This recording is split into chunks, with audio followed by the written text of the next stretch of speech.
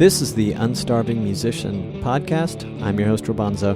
The podcast features conversations with me, indie music artists, and industry professionals, and it's all intended to help other indie music artists be better at marketing, business, the creative process, and all the other things that empower us to do more of what we love. Make music. Welcome to another episode of the Unstarving Musician. It's great to be in your earbuds today, as always, or on your speakers or wherever you have me. I'm kind of outside in that it's a beautiful day, and I have a huge window open next to me. I'm doing a little Instagram reel, too, so if you happen to follow me there, you can catch the very beginning part of this. I don't even know how to go beyond 60 seconds, but at any rate, I should be in Nashville at the time you hear this episode. I'm headed there for Podcast Movement. It'll be my first time to attend a podcast movement. I'll get to spend some time also with family whilst in Nashville. Hope to see a couple of friends too. On a pandemic note, I hope you and yours are safe and healthy. Things seem to be getting out of hand again. I'm not surprised in the least. I've been and remain bullish on this pandemic. It seems we're not globally intelligent enough to weather this any faster than we currently are. What's a poor boy to do but play in a rock roll band or something like that? Independent recording artist Edwrds is on the podcast with me for this episode. We recorded this in May of 2021, just before his latest single called Look had come out. And to celebrate, we published the video portion of our conversation on May 21, I believe it was, on the Unstarving Musician YouTube channel. It's unedited, uncut, so you can see the whole conversation in its raw nature there. I'll put a link in the show notes for that. Edwrds is 19, but he has been writing and recording since he was, younger, since 2016. His music is a blend of hip-hop and rap influence, which he playfully calls bipolar vibes. Edwrds is focused on being and giving a voice to those who feel they are not heard, and to let those people know they are not alone. Some of the topics we cover are his latest single, Look, his upcoming 2021 summer tour. We chat about mental wellness, a topic Edwrds is passionate about, his desire and efforts to make the world a better place and to serve people in need. Also about serving specifically his community of supporters. And we discuss the process of digging deeper into himself through his music, sometimes as he's writing it. This, he says, has helped him become more himself as a person and an indie music artist. Edwrds places a lot of credit with his family for the successes he's had as a young artist today. He's a very nice young man who wants to effect change on the world, as I said, and change for people in need. He shared his experience of having ups and downs as a recording artist, which at times I got a kick out of because I just started and I'm much older and haven't even had a chance to experience those, really. Not like he has. But at the same time, I have attempted to relate to his world as a young person in these times, growing up in these times. Along with those ups and downs, he shares with me that he's had some personal struggles with his own mental wellness.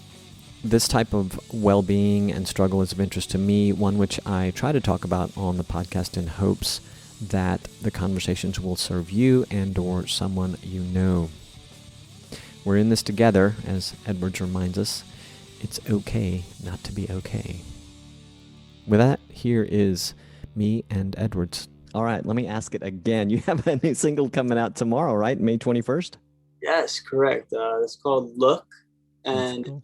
Produced, written, mixed, all by me. So very nice. Is the studio at home? Yes, literally right here, right where I'm sitting.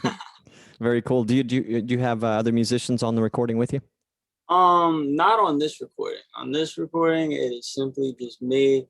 This song was really me trying to make a statement. Because it's been quite a while since I released something I was really, really proud of.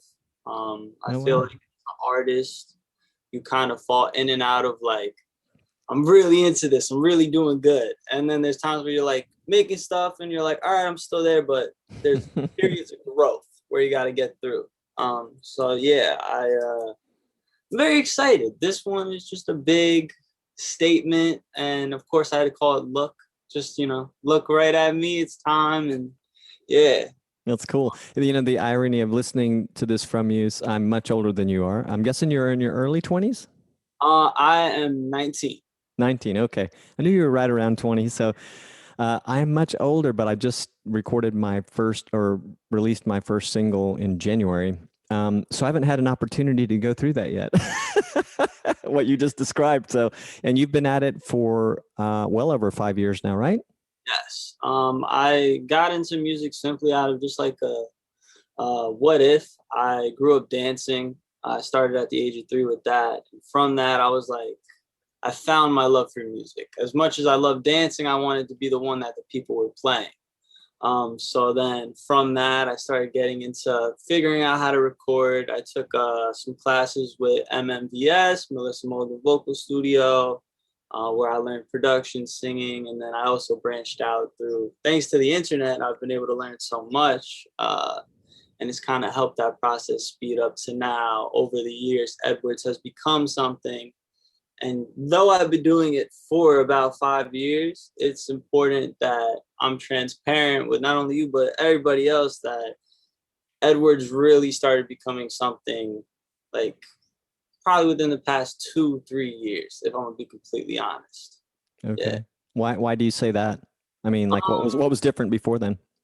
So when I got into music, it was, I think I know what type of music I like. I think this is what I want to do.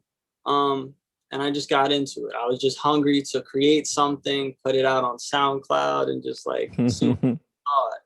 Yeah. And then over the time, seeing how people reacted, and also me just like growing up and finding more music and falling in love with all different genres, I realized, well, if I'm gonna have longevity, I need to start crafting something that represents me. Especially with the industry right now, it's so over flooded with so many people trying to do something. It's how was I going to stand out? So because of that, I don't like saying, I've been Edwrds for 5 years, because Edwrds was something that was just an idea of, if I'm gonna make music, this could be something. And now I have, friends and even listeners from like all over telling me, wow, we're really starting to hear like your sound. And I love that. That's That's all cool. I'm really trying to do. Yeah. That's very nice. It's a nice feeling, I'm sure. You seemed, when I was reading some stuff, interviews you did a while back, I mean, they have to be at least a couple of years old. And I'm thinking to myself, wow, you seem insightful and wise beyond your your years. It sounds like you had really supportive parents. Or at least I read about your dad. And maybe you had some other influential people in there too. Where do you think that comes from? Or are you maybe just an old soul? Um, I mean, I do definitely get the old soul comment a lot. Um, I have such tremendous support from my parents. Sorry about that. I have such tremendous support from them. Yes, my dad, but also my mother. My mother is also my manager.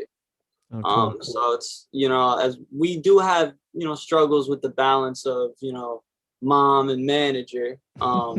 Sure. But extremely supportive. They've always motivated me to kind of just do what I wanted. At first, when I started dancing, Pops was like, dance? Like, my mom, she was really into sports when she was younger. Yeah. She had a passion for doing poetry and stuff, but she liked sports. She was like, oh, I'm having son, he's going to do sports. And then here I came and I was like, yeah, let's dance, sing, do all the entertainment.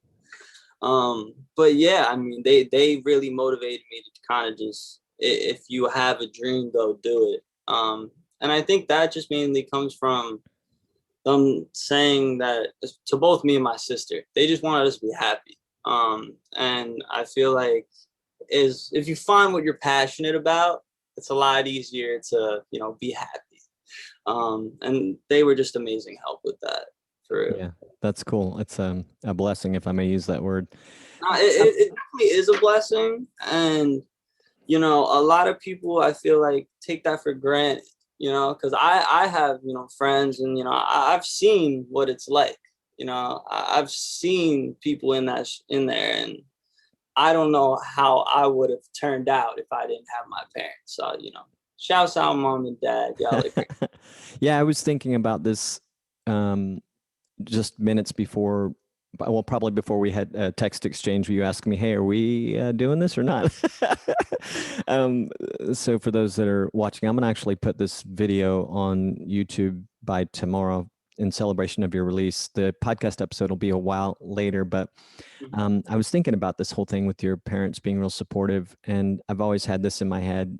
And well, it's true, but I was looking at it from a different vantage point today for some reason. But my parents didn't really want me to play music in the beginning. However, my mom did buy me my first drum kit when I was like 13. So if that's not supportive, I guess I don't know what is. And she used to let me and my bandmates make a lot of noise out in the garage, and this kind of thing. But it wasn't really something, because I had an older brother that had been in music. It wasn't something she really wanted me to do. And my parents were also separated when I was at that age, just kind of starting to get into music.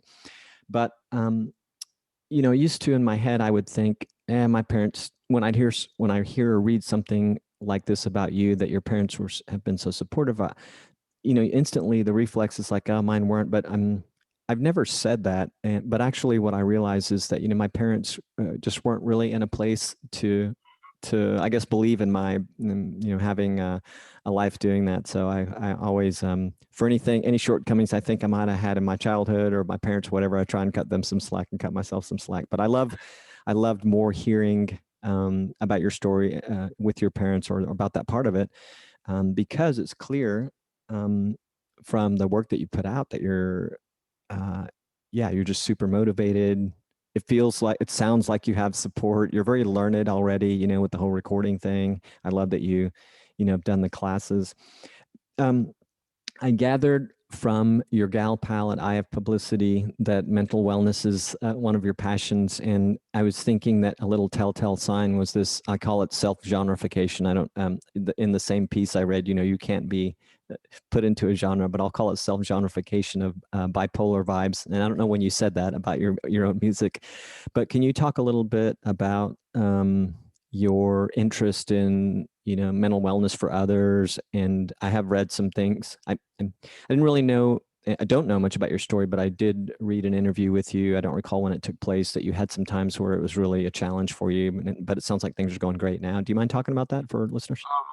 Things are going really great now. The branding used to be really locked in with "it's okay to not be okay." That's something I tatted on me. This was my first tat, and it's probably one of my most important. When I was younger, growing up in school, because of the life I chose, doing the music and stuff, that kind of outcasted me. Wow. From a lot of, I had a lot of friends, and I'm not gonna put the blame on everybody. A lot of people were wrong in different places. But for me, I was navigating myself through school, trying to figure out who my real friends are, also while struggling with my mental health, which I didn't want to talk about with people, because back then I was like, oh, I'm the only person going through this. Like it was the worst. And it also had led me to attempting on myself. It was really bad. It was really bad, but I've grown from it. Mental health is such a big thing with me. I'm always promoting how it's okay to not be okay. And music is the big thing that kind of saved me. Sure. Yeah, I did the therapy. I've seen, tons of counselors, and I couldn't find help there for me. And I believe that there is help there for other people. I don't want to just push it away. I think if you want to try it, try it. But for me, that it wasn't me.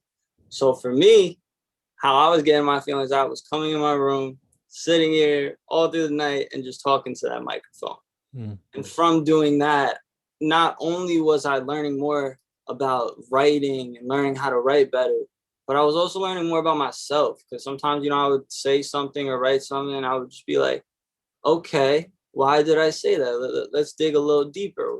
Because for me, it's like a big part of the music is making sure whatever I'm saying means something. I feel like, especially like nowadays, music's kind of getting away from that. But I do see people trying, to get that authentic realness. So yeah, music and, diving into my mental health and, you know, my issues with anxiety, anger management, depression, that really allowed me to blossom and just like become Edwrds. So yeah, you know, all my demons, all my trials and tribulations, you know, as bad as some of the instances were, I'm beyond grateful I lived through it, because it's made me so much stronger as a person, and it's just made me so much more grateful to be alive. Just because I'm doing something I'm passionate about, and I don't care what people think about me anymore. Like, it's just once you start to believe in yourself and have that love for yourself, it's all uphill from there. And that's why, like, yeah, I'm big smiles now. I used to always just be sing a sad song, like, nah. Now we're a lot better. Yeah. Well, arguably, when you were growing up dealing with some of these issues, it was it's a challenging time because of these things and social media and all that makes it a lot different than like the world, for instance, I grew up in. Is anyone who might have experienced any of those things that you did? And it sounds like I did read that you have been active in. Well, you have helped people. Yeah. Sometimes not even trying through your music, Oh my God, and it's beautiful. yeah, and it sounds like you've been actively supporting causes for mental wellness and all that. I would definitely love to chat on that a little bit. Right now, what we're doing is Nami Walks. Mm-hmm. That is something where we've been able to raise over $200 to help people that are, you know, suffering with mental illnesses and stuff. So right now, we're going to be on Saturday. We're going to be going out with like 30, I think 30 or a little bit over that. But we're just going to be doing acts of kindness, spreading the love. It's nice to do that, because Sure. there's a lot of people out there that like could just really use the pick me up, and you never know who you're gonna change. You could change someone's day for the better, you could change someone's day for the worse. So yeah, we're gonna get out there, we're gonna do that. I've also done, I'm trying to remember exactly what it's called because I don't want to mess it up. We did like a little like walk out in Long Beach. I can't think of the exact name, but that was great. I mean, I got to stand there on stage and I got to sing the song "Never the Answer" that I wrote about. A friend of mine from my youth named Katie, she took her life, and that really affected me because I kind of couldn't figure out, like, I was more in pain because I was like, I wish I could have been there. I wish I had known. I wish distance didn't split us apart. Like, you know what I'm saying? Mm-hmm. But being there, I sang, and there was so many other families that had suffered, you know, from different experiences. And after being able to talk with them and, like, you know, give a grown man a hug and tell him things are gonna be okay, like, and to give this man a little bit of hope and, you know, put a smile on his face, and for him to say to me, like, thank you, like, that was amazing. That just blew my, like, I'm literally tearing up right now. I still Yes, remember that moment. yes, softy. How old were you when Katie took her life? I was 17, 18. Yeah, that's a lot to process. And I hadn't seen her in years. This is someone I hadn't seen in years. Like, our families used to be in touch when we were younger. This, you know, we were around, but, you know, then, you know, life happens. People move, people split. That's just life. But when I heard the news, I just remember I went outside my house. I was all upset. The rain was pouring. It was really insane. And I just came in, let that song out, and I can't, like, the relief I had from that was amazing. And I'm so grateful I've been able to give other people relief with that song. As you were saying, like, songs helping people without me even knowing. I had a lady reach out to us. She was she lived like somewhere out in the middle of the United States, and then she reached out. She was like, I just wanted to say your song, it really helped me. I've been really struggling, and, you know, I'm finally starting to, you know, see the light and feel better. And that was just amazing. Like, especially with the grown man, like, grown woman, it's like, it's not like I'm just singing for people my age. Mm. I like connecting to that wide, you know, that wide group of people. Yeah, I think that's everybody's. Well, I think that's a dream for a lot of Yeah. singer songwriters, right? Maybe some are like, oh, these, you know, my people or whatever this age, but I don't know. I love the idea, you know, like in my case, for instance, be able to connect with my own generation, would love to be able to connect with some younger people too. So I totally get it. Are you still planning a tour this year, or is it in motion? Yes. So I will be on tour this summer. It's called the Boys of Summer Tour. We're hitting 9 cities. We're starting in Houston. Mm. So that's cool. And then we're going to work our way towards Florida and then head back up towards New York.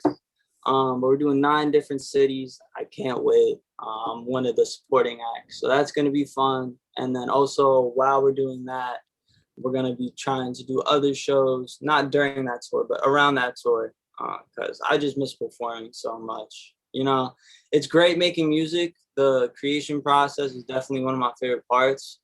But being able to get on stage and, you know, just feel the energy of the room, it's amazing. Yeah, totally. I love performing.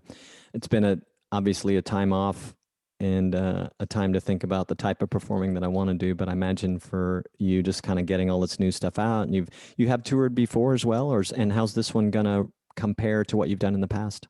This is something way bigger than I've ever done. I've been on tours. I've done like little dive bar tours and Mm-hmm. you know stuff that's sort of small scale. Still awesome people, great for everybody I've ever met doing that. But this tour, this is like more getting into the bigger venues, uh, more into like a bigger audience.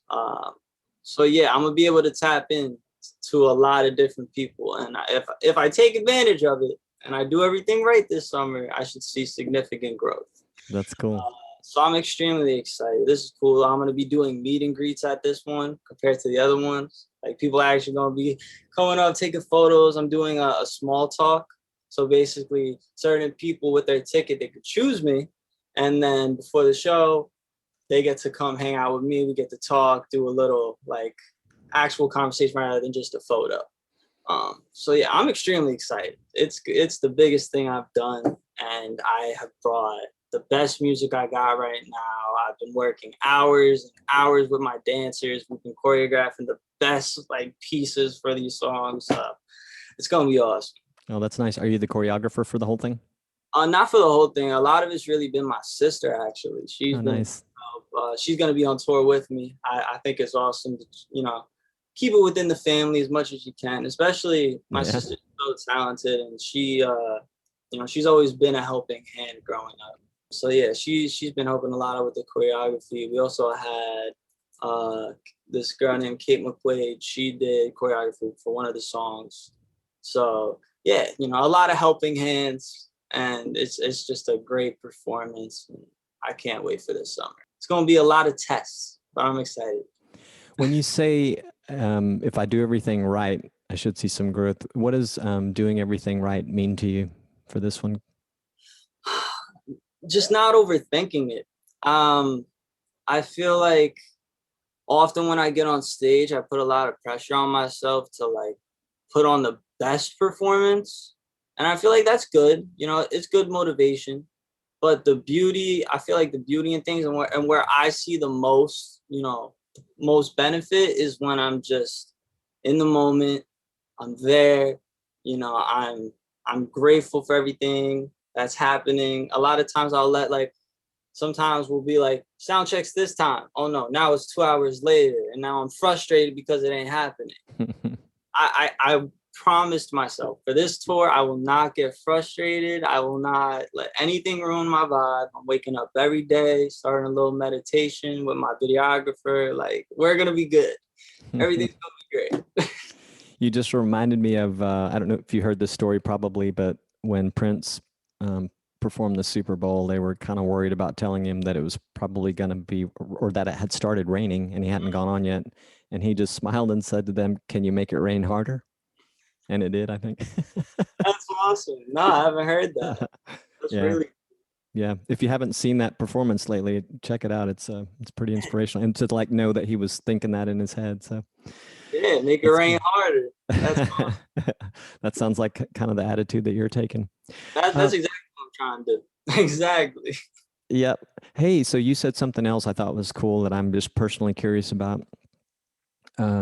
You're setting up the meet and greet, you're going to do the small talk things, and you got me thinking about the whole giving to your supporters and serving your audience, what kind of things have you done in the past, or are you thinking about doing, not necessarily just in the context of your upcoming tour, but what kind of things do you do, would you like to do to play into that more, to do things for your supporters and, you know, kind of serve them, give them the exclusives or whatever? I'm just looking for ideas. Yeah, no, that's a great question. I'm a big fan of Jaden Smith and how Yeah. he's able to have his career with music, but then also make such a great impact on the world. He has his company Just Water, and they've been able to put water filters in a bunch of different places to help out communities, which is such a cool thing. And for Yeah. me, it's impact over net worth. I say it all the time. You know, I would love to be rich and, you know, live in a big house. But at the end of the day, it's about the impact. It's about how other people are relating to what I'm doing. And I think it would be cool over time to find ways that Edwrds can help out more on like help out communities. And, you know, that's kind of like somewhere I look forward to getting to. You know, once I'm more in the driver's seat and things are going really well, you know, once I have the resources, you know, because I don't want to promise you I could do something and not bring it. But I think it would be cool maybe to do some beach cleanups, maybe like get a bunch of people together for beach cleanups. I'm a big lover of the beach. And yeah, I'll be at the beach. I'll see trash. I'm like, pick that up. Maybe it would be cool to clean a beach with some supporters or something. I mean, hey, you're making me think of ideas right now. But yeah, we just want to get back. We just want to get back. That's cool. I like it. What beaches are you closest to at home? I go all over to any beach. I mean, I'm on Long Island, so you know, sometimes I go to West Meadow, but then I'll go to Cedar. But then if I want to like have a really great beach day, me and my homies will go out to Mastic all the way to Smith Point Beach. So yeah, it really depends on, you know, what type of sand we want, what type of waves we want. You know, we've been here so long, we've kind of been able to like figure it out.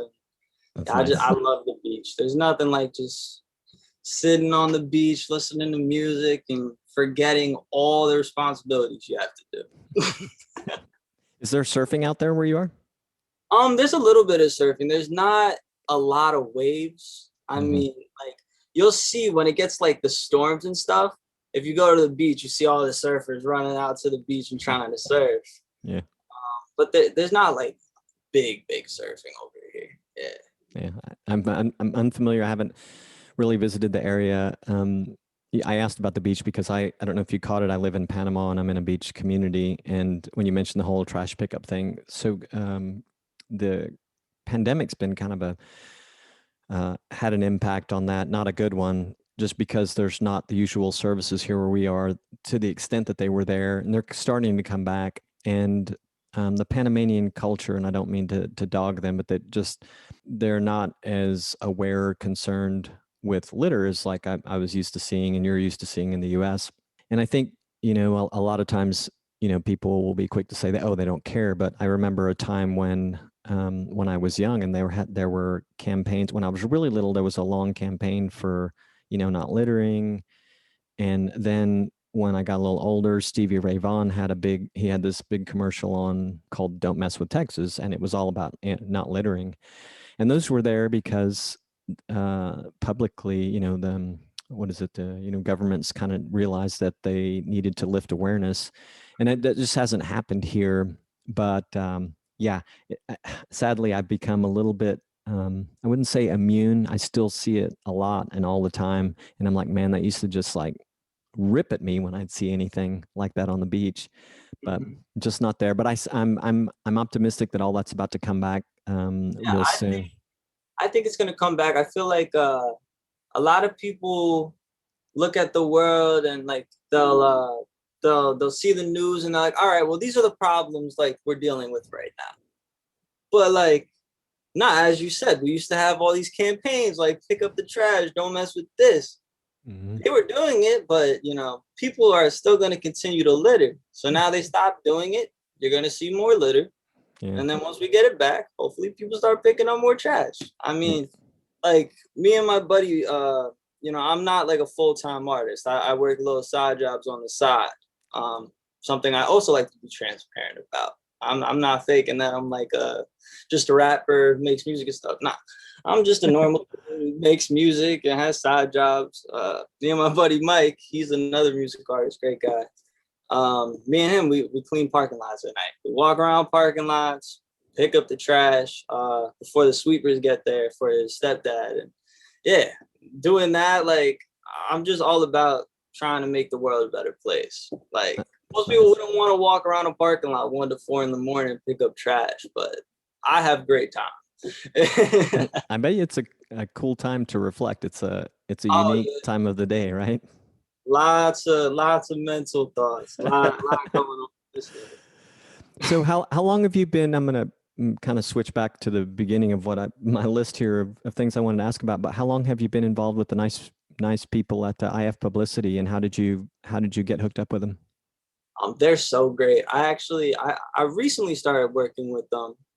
We just started, doing everything for this release. This is definitely one of the things that they've been able to make happen. They're so great. Amelia, Eva, they're both fantastic. I love talking to them. They help me kind of like figure out, like, I'm like, okay, I want to do this. And they're like, okay, but if you're going to do this, then there's all of this. And then it's like, all right, cool. Let me focus on this thing. Because I'm very like, I get all my thoughts and I just vomit them out onto everybody. I'm like, I want to do this. Like, I have like 3-4 different music videos being shot right now at the same time. Like, it's crazy. But thankfully, working with them, they've been a great help getting me magazines, helping me, kind of talk more. I feel like with quarantine and stuff, I distanced myself from a lot of people, kind of just like focusing on myself. And I was like, all right, yeah, things are going to be good in a while. We'll be good. And then those few weeks turned into months and months it just got bad. So I kind of was distant, I'm not going to lie. I wasn't good, but I will say I started getting back into everything, started, opening myself up to the world and, other people. I realized with my manager that if we're going to do this, we probably need to get a publicist next. And then we just ended up with Eva, Amelia, and IF Publicity. They are so great. They are such a great help. And yeah, mad love for them. And what was the drive to get some sort of publicist? Was that to do exactly the things that you're talking about, like to talk more, to talk to publications, do podcast interviews and whatever? Or were there other, did you go in kind of knowing that's what you needed and what they were going to deliver? Or did you have different expectations? I went in completely oblivious. I said, I'm here. I'm going to trust y'all. I have these ideas. Here's my ideas with this. I know a big goal for us was starting to get more publications, starting to do more stuff where I'm actually talking to people, because we realized that, okay, I had music out and people were seeing it, but there was no real, I keep saying it over and over again, but that transparency, getting to really know me. And yeah, I mean, getting a publicist has not only helped me with my career and stuff, it has helped me become more social, become more, less fear about just saying what's on my mind. And yeah, I'm just so happy that they came right at the perfect time for Look. And, it's almost like all the stars began to align. It's like, cool, let's keep going this direction. That's nice. It sounds like they're almost like coaches for you too. Yeah, they're pretty much almost like coaches. They help me out where I need them to. I'll send them some stuff I write. They'll let me know how it is, because I'm not the best with typing and everything, but I'm really good at talking. I like chatting. That's good, man. Well, hey, I'm glad that we got to have this chat today. Thank you, first of all, for your interest in talking to me. Second of all, for being flexible in rescheduling with me. And third, being double flexible in my confusion or confusing us on the time zones. Oh, good. No, I'm so grateful. Yes, thank you so much for having me, man. Thank you. Hey, you're welcome. It was my pleasure, and I look forward to talking to you again soon. I recently asked over 50 podcasters the following question: what's the number one reason that the startup of your podcast was delayed? Among the most common themes in their responses were fear, procrastination, and tech. What if I told you it doesn't have to be so hard? What if I gave you the confidence and tools you needed to start your podcast today? If you want to share expertise, dig deep into a special interest, help others, get more people to visit your blog, expand your personal brand, grow your network, then podcasting might be for you, and this course might be for you. Podcast Startup covers tech, which includes gear and software, hosting, editing, format options, marketing, and more. To learn more about this course created by yours truly and the Unstarving Musician, just go to unstarvingmusician.com/podcast startup. This episode was powered by Bandzoogle, the platform for musicians and bands to build their website and manage direct-to-fan marketing and sales. Bandzoogle features powerful design options, a commission-free store to sell music, merch, and tickets, detailed fan data, integrations with social networks, and more. Plans start at just $8.29 a month, which includes a free custom domain name. Try it at bandzoogle.com and use the promo code ROBONZO, ROBONZO, to get 15% off your first year. That's bandzoogle.com, promo code ROBONZO. This episode is also powered by ConvertKit. Remember the old days of collecting email addresses at the merch table with a notebook and pen? Now that notebook has gone digital, so you can promote your music everywhere and keep fans both old and new in the know. And you can do it with ConvertKit. Use landing pages designed for musicians to create an easy way to promote your next album, embed your music videos, and link out to social platforms and places to download music. Don't rent your audience, own it with an email list. Visit unstarvingmusician.com/convert to create your free account today. You'll be supporting the podcast in the process. Did you know you can help other independent artists find this podcast by subscribing on Apple Podcasts or wherever you are listening to your podcast these days? It really does help, so I hope you will consider it. The Unstarving Musician podcast is made possible through the support and generosity of listeners like you. One of the easiest ways to support the podcast, if you're a musician, is to join the Unstarving Musician community, which you can do at, you guessed it, unstarvingmusician.com. In joining the community, you get tips and insights you can use in your music journey that comes not only from me and my years of experience, but also from the hundreds of other musicians that I speak to as part of the Unstarving Musician project and podcast. Plus, you'll get a free copy of my Unstarving Musician's Guide to Getting Paid Gigs ebook, the official version, and that's all for free just for being part of the community.